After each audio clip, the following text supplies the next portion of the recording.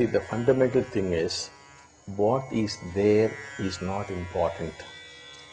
Whether there is comparison, jealousy, frustration, anger, hatred, what is there is not important.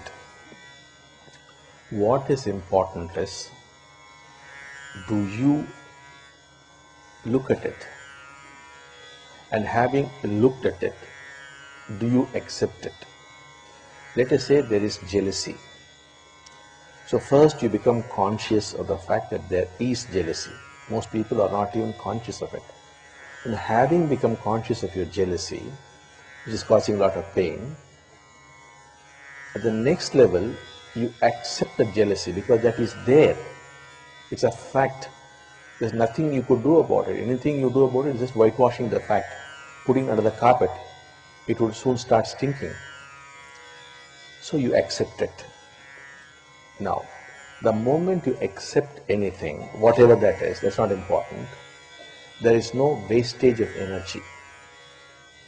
When there's no wastage of energy, and energy is still, because it's not being wasted, that only is joy, that only is happiness. That is all.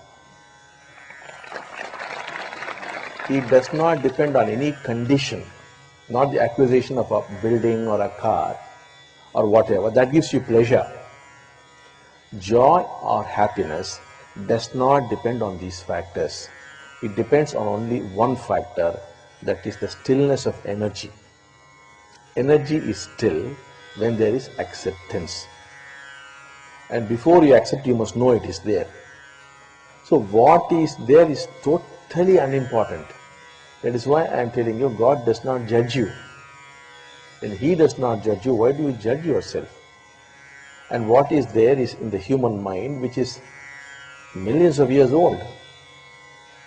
It's an ancient mind, it is there. It's not your mind or his mind, it is just the human mind. All these things are there. The human mind, which has got a self, will have these emotions, will have these feelings. It is part of the human mind, it is its basic nature. Like if you take sugar, it has got a particular taste, it has got a certain color, it has got a crystalline form. So these are the characteristics of sugar. These are the characteristics of the human mind. Certain aspects of the human mind are flowing through you, certain aspects of the human mind are flowing through him. There's nothing you can do about it, there's nothing you should do about it. All that you should do is, see, it is there. Yes, it is there. Embrace it because it is there. Be friends with it, accept it. And when you do that, all conflict ceases.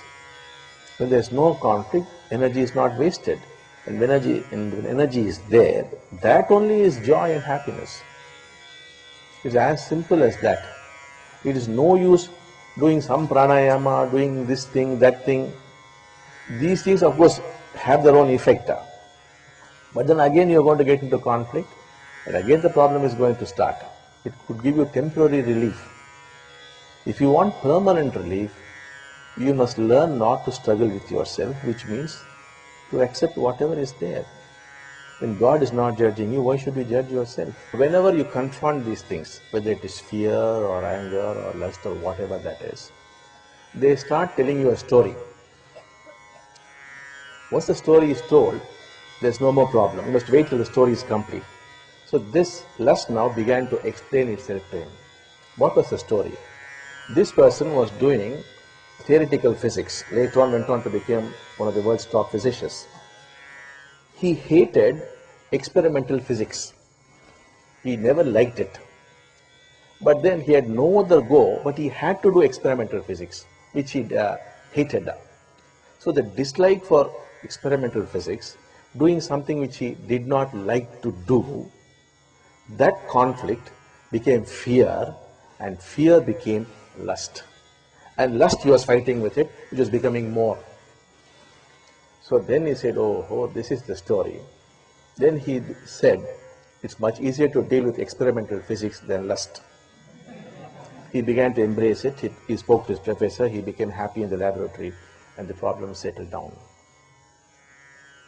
So that is what happens to life. You have to confront, accept, then it will tell its story, and you become free.